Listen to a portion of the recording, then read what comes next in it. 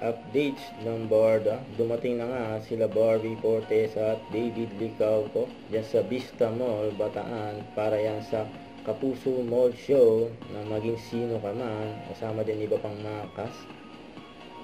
Ayun, sabi pa nga ni David sa kanyang post, "Here na mi sa Vista Mall, Bataan." Ayun na, naghihintay na siyempre yung mga fans nila, yung mga Barda.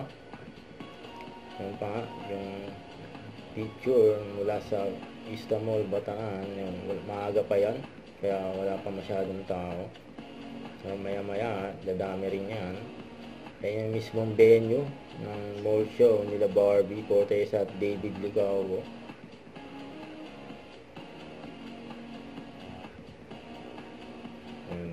Yung mall show ulit sila.